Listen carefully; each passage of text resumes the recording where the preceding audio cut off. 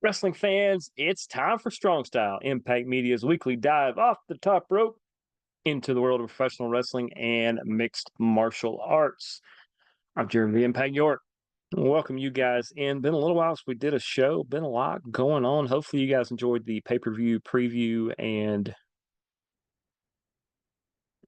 um and review shows that we did for AEW and WWE.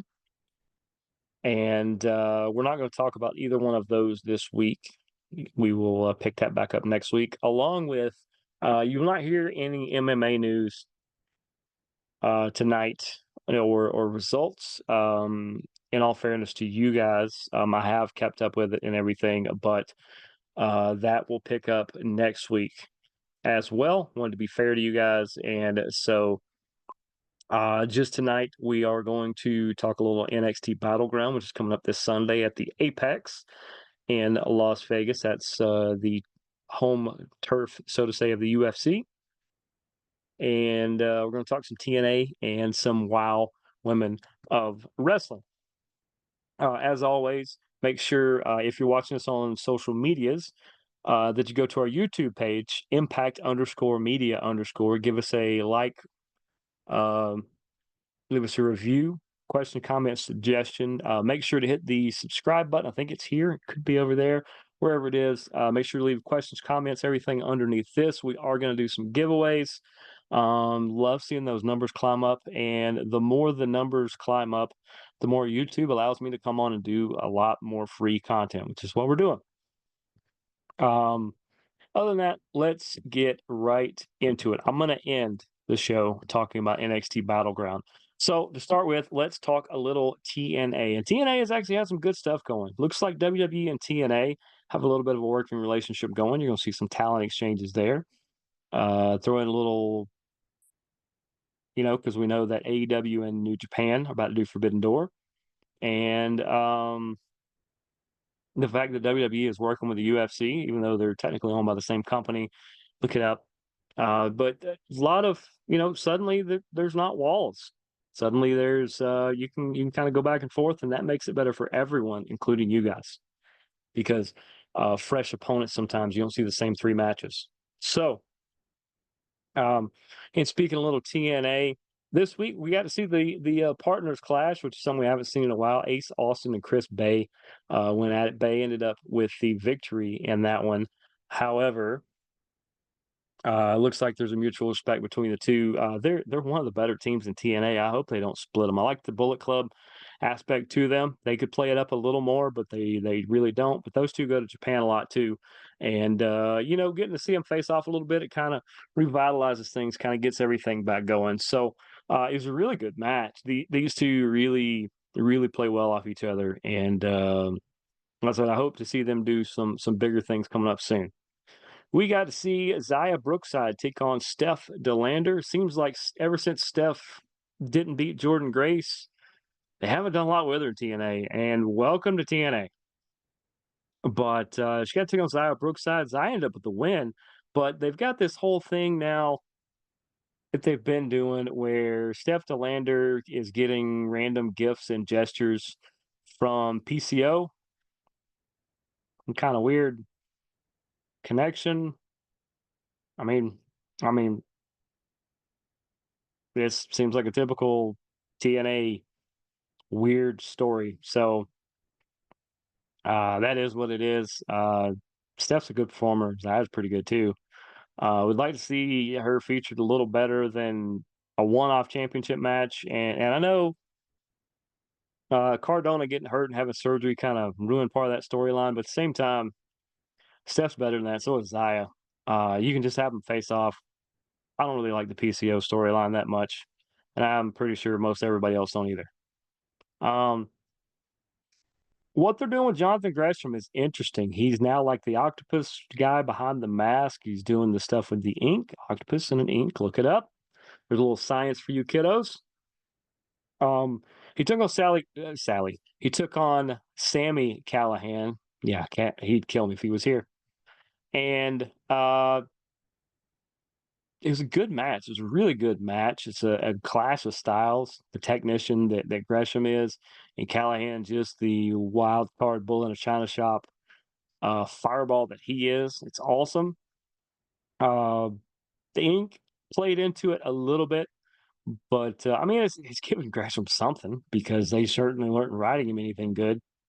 Um, as good a performer as he is, it just I don't know if it's his height or what it is, but they just do not want to give that guy a break. So maybe this octopus stuff will take on and it'll do some better stuff. But he beat Sammy, and we'll see what happens with it from there. It seemed like since Callahan come back, they haven't done much with him big wise. So we'll see what they're going to do with either one of them. They're both heavyweight contenders by far. Um,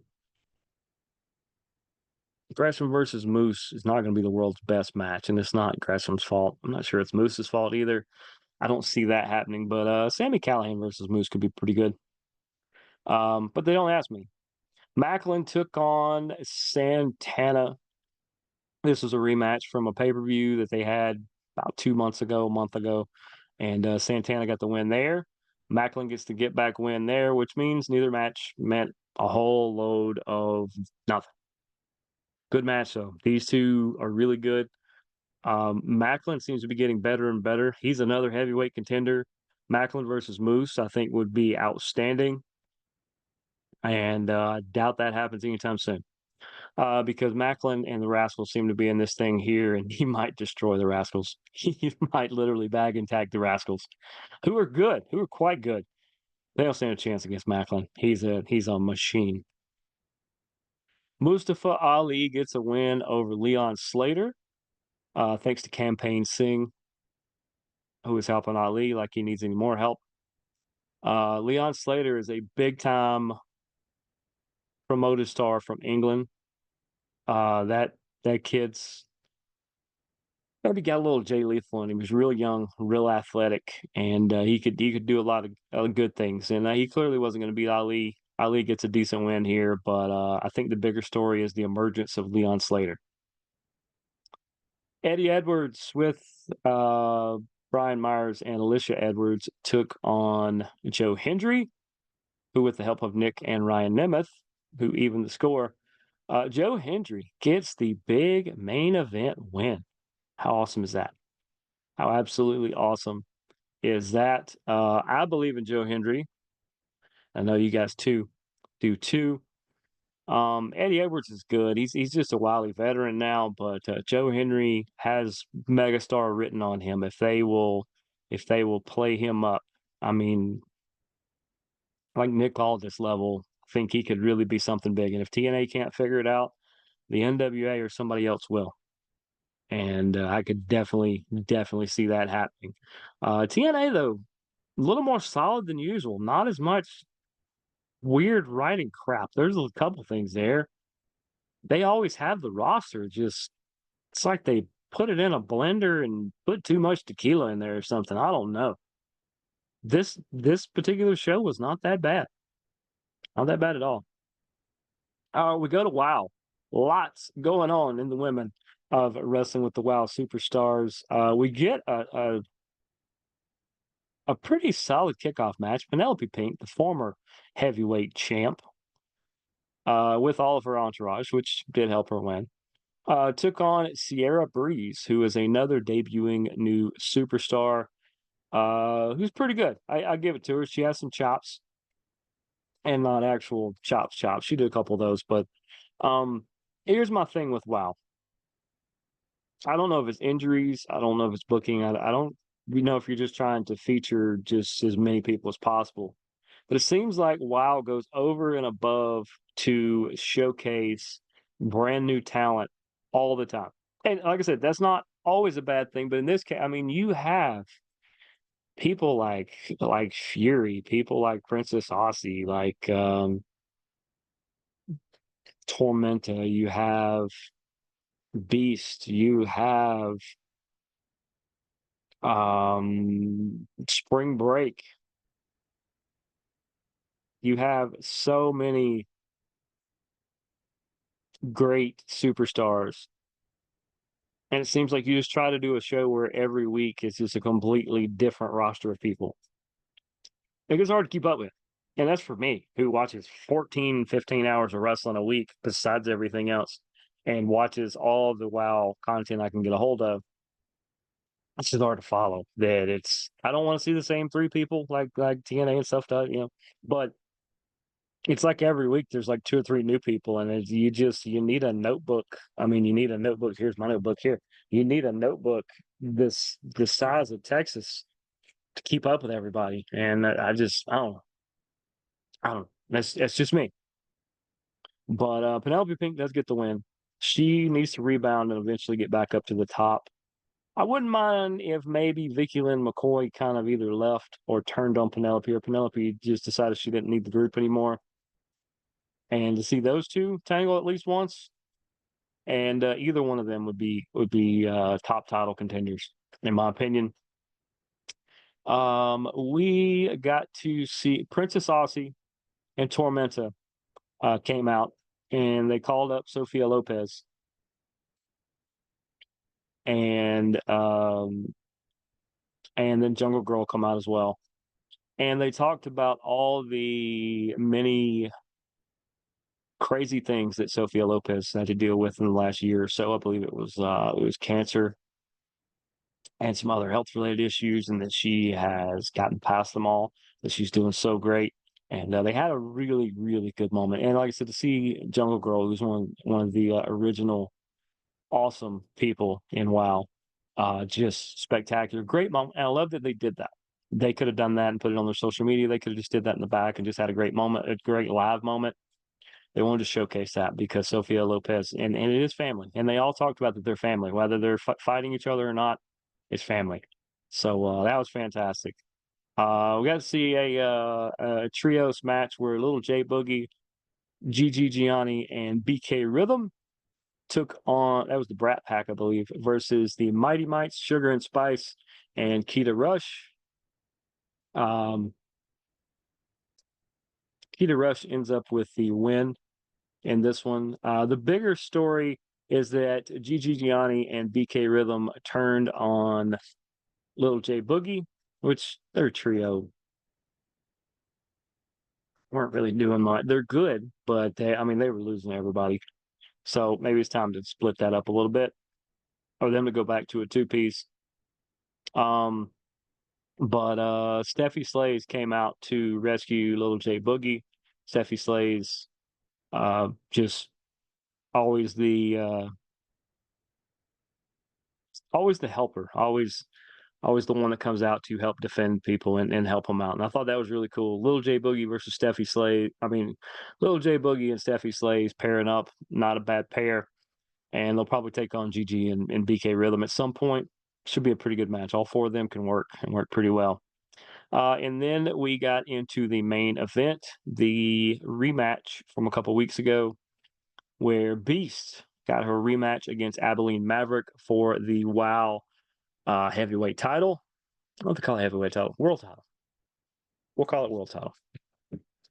Um, but your new WoW superstar champion is the Beast. She gets her belt back. It was a couple years ago. She broke her leg, and then she had like a setback or like an infection, and it's just things were going crazy. So for her to make it back and make it past all the hurdles she did, and Abilene Maverick was a great champ. At some point, I think she'll be champ again.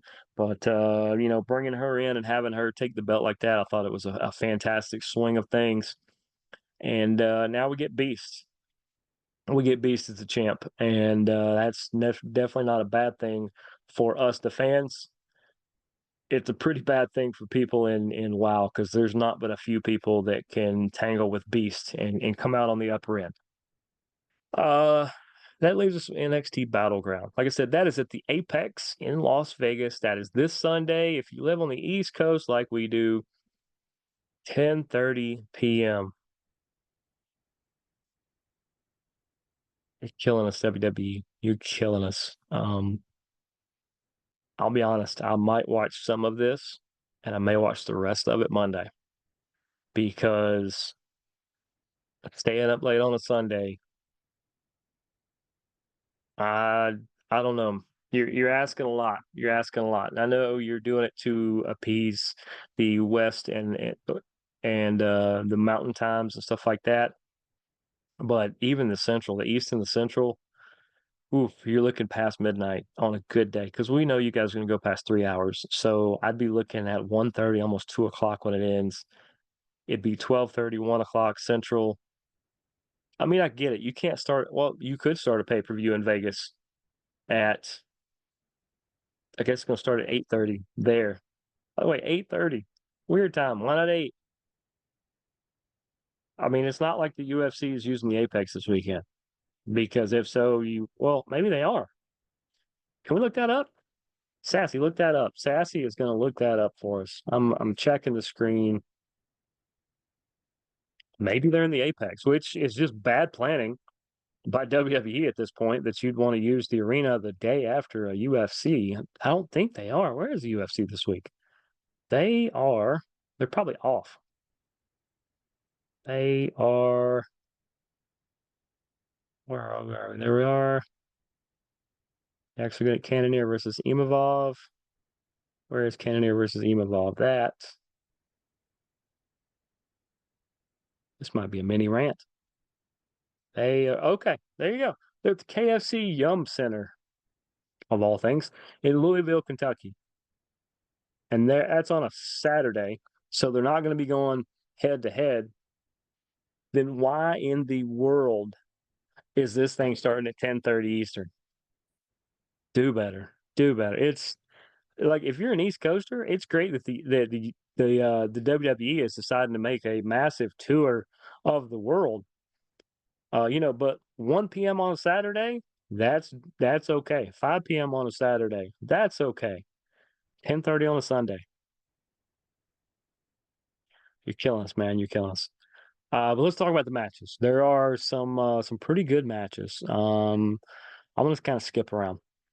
You get Nathan Frazier and Axiom defending the tag belts against Luke Gallows and Carl Anderson, the OGs. I'll be honest. What's better for NXT is also what I would like to have happen here, and that's Gallows and Anderson need to win these belts. You need to change up the tag division down there, and having Gallows and Anderson as the champs will do that. Frazier and Axiom, they're an okay team. They need to split them, and those two need to go back doing solo stuff, in my opinion. I'm gonna go Gallows and Anderson. Um, Shayna Baszler is going to take on Lola Vice in a NXT Underground match, which is becoming way too common. Even New Japan ripped it off about a month ago, and it got Eddie Kingston's leg broke. It wasn't it was an incidental thing, but still, he wrestles for 2 or 3 main companies, and now he's not wrestling at all. So let's think about these matches that don't have ropes and how dangerous and how stupid they can really be. And I understand it's because Shayna Baszler and Lola Vice have MMA backgrounds that you're kind of given that octagon feel. The octagon is completely surrounded by a cage. Why not take the ropes down and then just have a cage? There's a novel concept. A couple people have done that before. That's what I would do. Clearly Lola Vice is going to win this because Shayna can take the hit and Lola needs the bump up for sure. Oba Femi is going to defend his North American Championship against Wesley and Joe Coffey. I will say right now, I'm a giant Gallus fan. Wesley is fantastic too. Oba Femi is actually not bad. I don't have a problem with anybody in this match. I would love for Joe Coffey to win this match. Something different. Give me Joe Coffey there because I would say that Wolfgang and Mark Coffey could face Gallows and Anderson for the tag belts at the next show, and that would be outstanding. Outstanding to have those two teams like that. But I would love Joe Coffey to win this. I think Wesley's going to win this. Oba could. He could retain. This would be a decent it'd be a decent retain for him. Retainment of the belt, but give Wesley his belt back. Oba had a decent run. He can go to doing some solo stuff. I don't know that he necessarily needs a belt right now. I mean, Wesley doesn't either. For what it's worth, Joe Coffey doesn't. But Wesley's probably going to win this match. Joe Coffey is my actual pick. Um, Yeah, let's leave those. All right. I think this could either be the biggest train wreck of the show, or it could be the best match on the entire card, and I bet you they lead off with it. It is a ladder match for the Women's North American Championship. It will be the inaugural winner of it, the first person to ever hold it. You're going to get the following people in a ladder match: Sol Ruka, who just came back from knee injury, I believe. Lash Legend, Fallon Henley, Jada Parker, Michin, and Kalani Jordan. If this was 6, 8 months from now, maybe a year, Kalani Jordan would not lose this match. I don't think she's quite ready yet. Kalani Jordan, I still predict, is going to be a big time player in NXT in the very near future. She has the look, she has the skills, she has a charisma to her. I think she does some just outstanding work. You can tell she's a little new, but that's not because she messes up. It's just no. I think Kalani Jordan can be a big star. However, she's not winning this match. I think we can take Jada Parker out. Same reason, just a little too new. Not a lot. It wouldn't make a lot of sense to have her as your inaugural champ.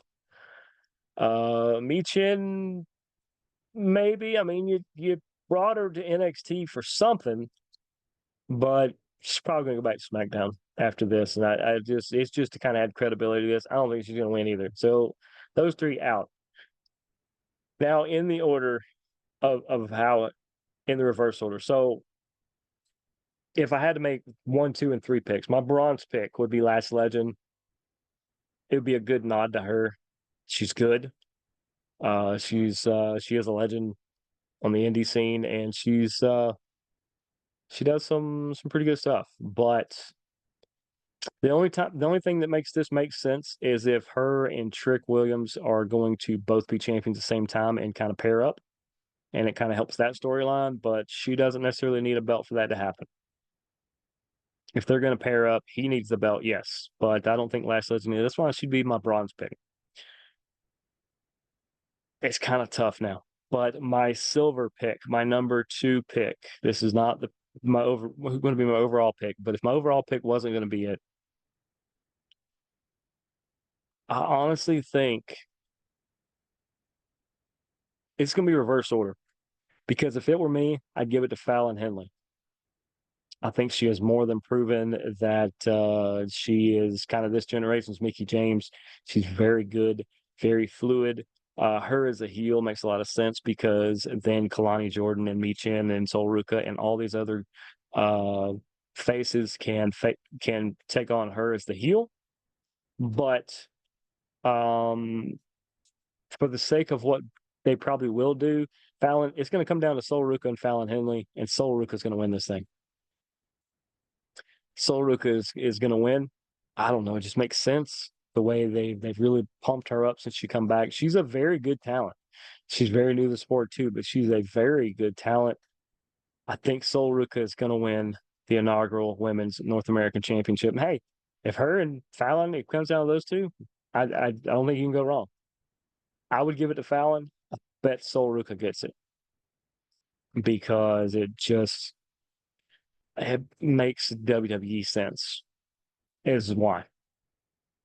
Speaking of the women's division, Roxanne Perez is going to defend her women's championship against TNA Knockouts champion Jordan Grace.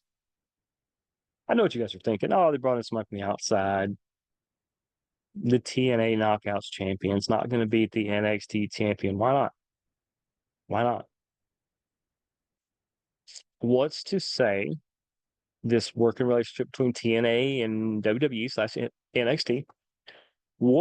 There's a couple of ways you could do this. What if Jordan Grace wins the NXT championship? And she's champ. And then Roxanne goes on across to TNA. She wins that belt from Jordan Grace, and they basically swap belts. You could do that. Or if Jordan wins the NXT belt, then you can make the NXT people go chase her in TNA. And keep in mind, TNA does about a month's worth of tapings in a couple days.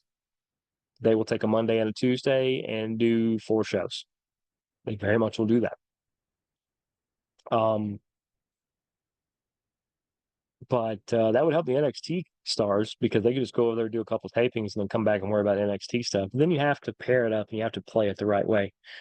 Um, what do I think is going to happen? Roxanne's going to retain. Jordan Grace may win by DQ or count out or something like that. You don't want to disgrace either one of them because they're both pretty good. They're both really good. Let's be honest. Roxanne is the next big megastar in the near future. She's already a heavyweight contender. She's already a top title contender, and Jordan Grace has been that woman for a good handful of years in TNA. The reason why they're running out of competitors over there is because she's mowed through them all. They need to bring in fresh people, which is where the NXT people come in. And if NXT people want to go over there and take on Jordan Grace, great. Or if she wants to come over here and take on them, great. I think Roxanne doing some TNA work could be great. But I say Roxanne retains. Jordan Grace somehow wins the match. DQ, count out, something to prolong this. I think this is more than a one-off. This is the second time we've seen Jordan Grace this year in WWE. I don't think it'll be the last. I think at least two more, probably SummerSlam and one of the others. I bet you. You'd be willing to bet. And then that leaves us Trick Williams defending the heavyweight title against Ethan Page, who has made his way back. Ethan Page is a heck of a talent. Heck of a talent. Him versus Trick Williams. I wish they would have built this up over more than like 2 weeks. And I know it probably had to do with him coming over from AEW, where they just ran out of stuff for him to do. TNA did the same thing years ago. Remember him and Josh Alexander used to be the Canadian tag team that was fantastic. Ethan Page is a heck of a talent. If he's going to be at NXT now for at least a little while, he says he's unsigned, but why would you bring over unsigned talent? Now, he may have signed with TNA and then TNA sent him there, but he's under contract if he's on TV, folks. There's too many liabilities, too many dumb things. If not, Trick does need to win a few more to cement himself as a good, solid champion and as one of the next big stars out of NXT. But Ethan Page stealing a win, even if he cheats and it gets overturned, but I don't think there'll be, if the Roxanne Perez Jordan Grace is going to be a little bit controversial, then Trick versus Ethan won't be. I like Trick a lot. I do, and I think him as champ makes a lot of sense. But if Noam Dar or somebody else comes out and inadvertently costs him the match, Ethan Page is more than him and Sean Spears are some of the best outside signings, and bringing them back, bringing somebody into the fold like that I think NXT could have done. It is going to help put over their entire roster. And the only problem is if you bring in Ethan Page and he wins out of nowhere, then you're telling everybody that you think the rest of everybody is below him, and that's not necessarily true. I think Trick retains. If it were me, I'd have Ethan find some way to get the one up on him, but not necessarily win the title. The only titles that are going to change hands are the North American Championship, both North American Championships, and the Tag Championships. Actually, you're going to have a bunch then. But that's just my picks. I'm going to go over them one more time. I think they're probably going to give Sol Ruka the win in the ladder match for the Women's North American Championship. I would pick Fallon Henley. I would like Joe Coffey to be the new North American Championship for the men, but Wesley is more than likely going to be. I got Lola Vice over Shayna Baszler in a NXT Underground match, which will probably be okay. I'm kind of getting tired of those matches. Jordan Grace is going to get some sort of non-title changing win over Roxanne Perez, so Roxanne will keep the belt. Nathan Frazier and Axiom will lose the tag belts to Gallows and Anderson, and Trick will retain, although Ethan Page will get the one-up on him at some point. That gets us to the end of the show. Appreciate all you guys tuning in each and every week so I can come on here and talk wrestling. I'm working on having a guest because there are some really, really good I'll give you a hint. There's some really, really good Deep South wrestling stuff coming up. And let me hit that real quick. Since we've been on, Deep South has had many good shows. One at Doss Barbecue that I talked about, and they have also had one at New Realm Brewery. They have their next event is coming up. Not this week. It'll be next Saturday at Das Barbecue. We will talk more about it. Hopefully, my guests will tell you a lot more about it than that. And let's see, then two Sundays after that show will be they'll be back at New Realm, and Bella, that last show was popping. They got such a great thing going at Das Barbecue over there by Grant Park near the zoo.